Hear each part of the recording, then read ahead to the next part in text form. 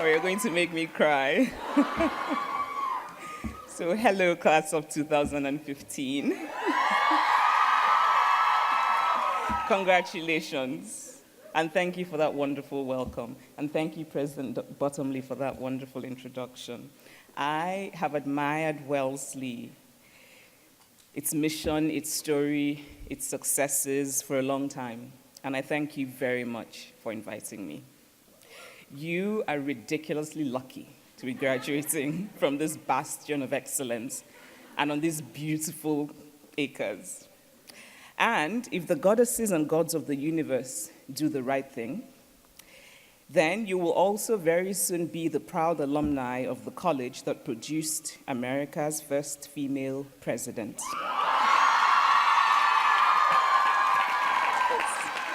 Go Hillary!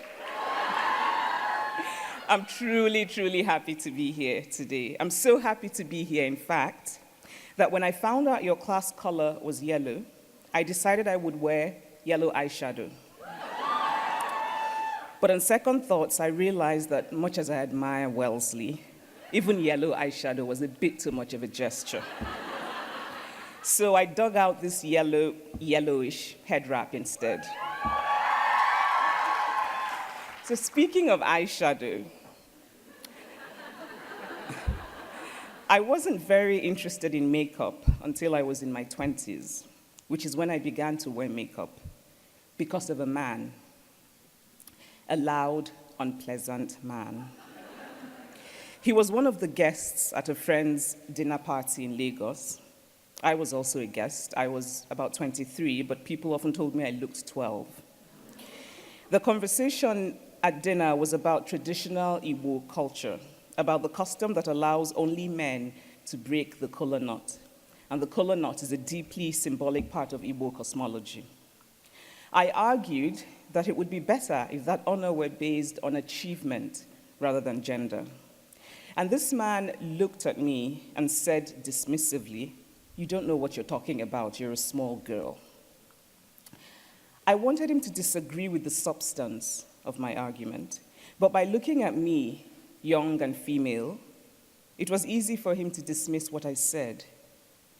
So I decided to try and look older. And I thought lipstick might help, and eyeliner. And I'm very grateful to that man because I have since come to love makeup and its wonderful possibilities for temporary transformation. So I've not told you this anecdote as a way to illustrate my discovery of gender injustice. If anything, it's really just an ode to makeup. It's really just to say that this, your graduation, is a good time to buy some lipsticks. If makeup is your sort of thing. Because a good shade of lipstick can always put you in a slightly better mood on dark days. So that story is not about my discovering gender injustice, because of course I had discovered it years before, from childhood, from watching the world. I already knew that the world does not extend to women the many small courtesies that it extends to men. I also knew that victimhood is not a virtue, that being discriminated against does not make you somehow morally better. I knew that men were not inherently bad or evil, they were merely privileged. And I knew that privilege blinds, because it is the nature of privilege to blind.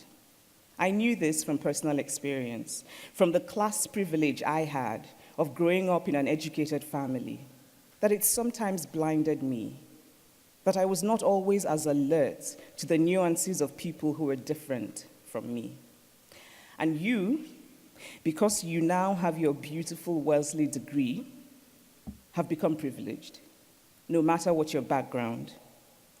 That degree and the experience of being here is a privilege. Don't let it blind you too often. Sometimes you will need to push it aside in order to see clearly. I bring greetings to you from my mother. She's a big admirer of Wellesley, and she wishes she could be here. She called me yesterday to ask how the speech writing was going and to tell me to remember to use a lot of lotion on my legs today so they would not look ashy. My mother is 73, and she retired as the first female registrar of the University of Nigeria, which was quite a big deal at the time. My mother likes to tell a story of the first university meeting she chaired. It was in a large conference room, and at the head of the table was a sign that said, Chairman. My mother was about to get seated there when a clerk came over and made to remove the sign. All the past meetings had, of course, been chaired by men, and somebody had forgotten to replace the chairman with a new sign that said chairperson. The clerk apologized and told my mother he would find the new sign since she was not a chairman. My mother said no. Actually, she said, she was a chairman. She wanted the sign left exactly where it was. The meeting was about to begin. She didn't want anybody to think that what she was doing in that meeting at that time, on that day, was in any way different from what a chairman would have done. Now, I always liked this story, and I admired what I thought of as my mother's fiercely feminist choice. I once told this story to a friend, a card-carrying feminist, and I expected her to say bravo to my mother, but she was troubled by it. Why would your mother want to be called a chairman as though she needed the man part to validate her? My friend asked. In some ways, I saw my friend's point. Because if there were a standard handbook published annually by the Secret Society of Certified Feminists, then that handbook would certainly say that a woman should not be called, nor want to be called, a chairman. But gender is always about context and circumstance. And if there is a lesson in this anecdote, apart from just telling you a story about my mother to make her happy that I spoke about her at Wellesley, then it is this: your standardized ideologies will not always fit your life, because life is messy. When I was growing up in Nigeria, I was expected, as every student who did well was expected, to become a doctor. Deep down, I knew that what I really wanted to do was to write stories. But I did what I was supposed to do, and I went into medical school. I told myself that I would tough it out and become a psychiatrist, and that way I could use my patients' stories for my fiction. But after 1 year of medical school, I fled. I realized I would be a very unhappy doctor, and I really did not want to be responsible for the inadvertent death of my patients. Leaving medical school was a very unusual decision, especially in Nigeria, where it is very difficult to get into medical school. Later, people told me that it had been very courageous of me, but I did not feel courageous at all.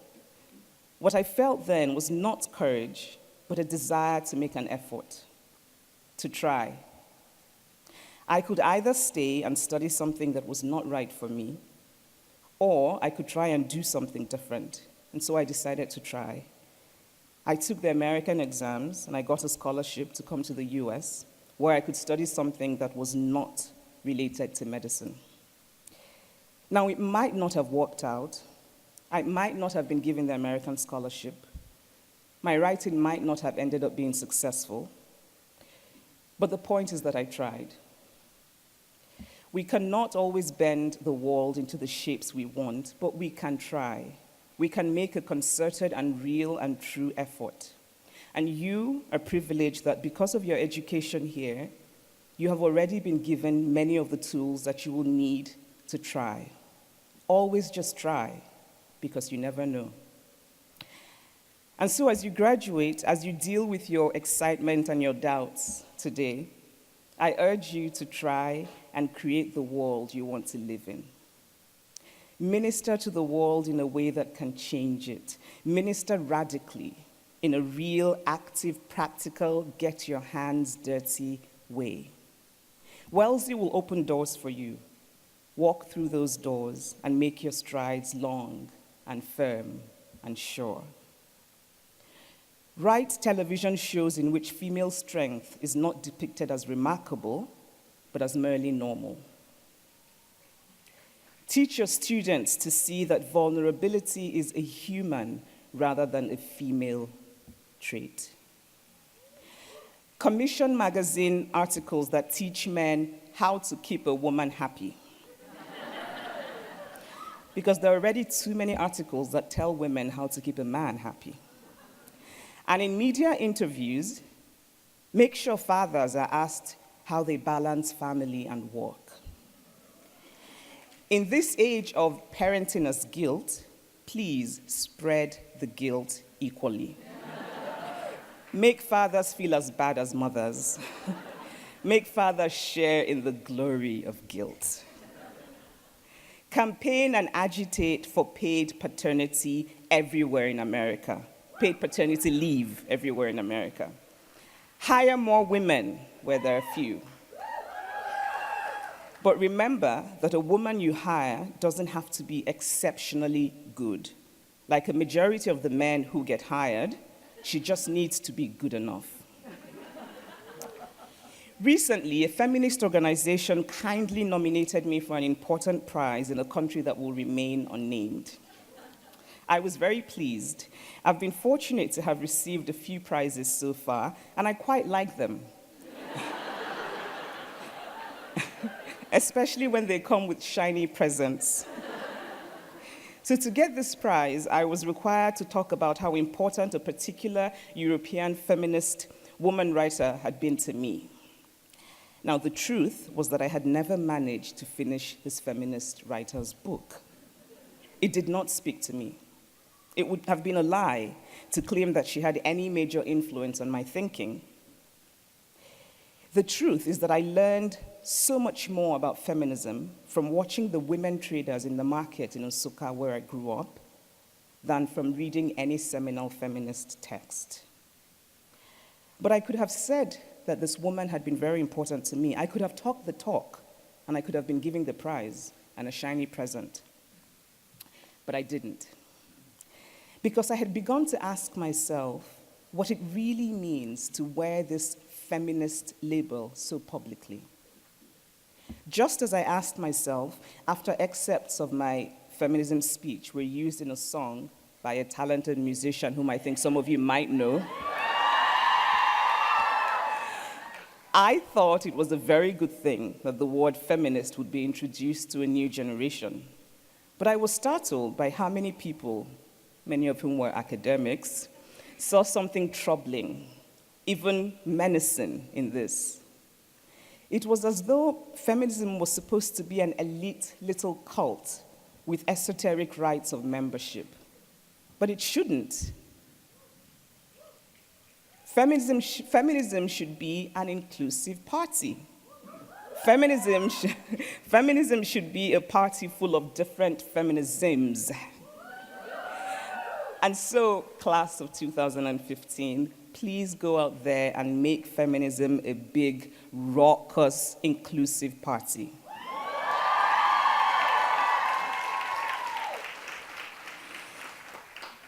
The past 3 weeks have been the most emotionally difficult of my life. My father is 83 years old. He's a retired professor of statistics, a lovely, kind, simple man who is full of grace. I am an absolute daddy's girl. 3 weeks ago, my father was kidnapped near his home in Nigeria. And for a number of days, my family and I went through the kind of emotional pain that I have never known in my life. We were talking to threatening strangers on the phone, begging and negotiating for my father's safety, and we were not always sure if my father was alive.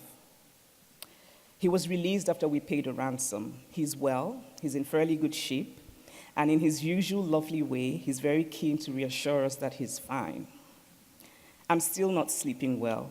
I still wake up many times at night in panic, worried that something else has gone wrong. I still cannot look at my father without fighting tears, without feeling this profound relief and gratitude that he's safe, but also rage that he had to undergo such an indignity to his body and to his spirit. And the experience has made me rethink many things: what truly matters and what doesn't, what I value and what I don't. And as you graduate today, I urge you to think about that a little more. Think about what really matters to you. Think about what you want to really matter to you. I read about your rather lovely tradition of referring to the older students as big sisters and the younger ones as little sisters. And I read about that strange thing about being thrown in a pond. I didn't quite get that. But anyway, no, that I didn't get. But anyway, I would like very much to be your honorary big sister today.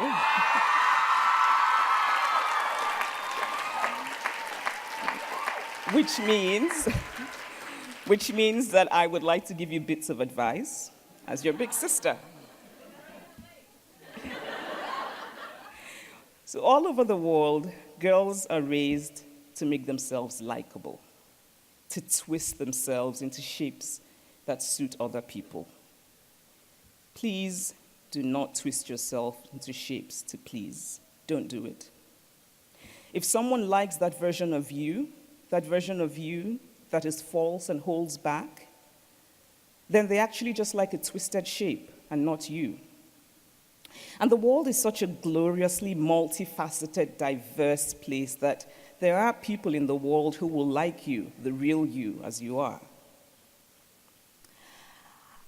I'm lucky that my writing has given me a platform that I choose to use to talk about things I care about. And I have said a few things that have not been so popular with a number of people. I have been told to shut up about certain things, such as my position on the equal rights of gay people on the continent of Africa, such as my deeply held belief that men and women are completely equal. I don't speak to provoke. I speak because I think our time on earth is short. And each moment that we are not our truest selves, each moment we pretend to be what we are not, each moment we say what we do not mean because we imagine that is what somebody wants us to say, then we are wasting our time on earth. I don't mean to sound precious, but please don't waste your time on earth. But there's one exception. The only acceptable way of wasting your time on earth is online shopping. Okay, one last thing about my mother, bless her. My mother and I do not agree on many things regarding gender. There are certain things my mother believes a person should do for the simple reason that the said person is a woman, such as occasionally nod and smile, even when smiling is the last thing you want to do, such as strategically giving to certain arguments, especially when arguing with a non-female, such as get married and have children. Now, I can think of fairly good reasons for doing any of these, but because you are a woman is not one of them. And so, class of 2015, never, ever accept because you are a woman as a reason for doing or not doing anything.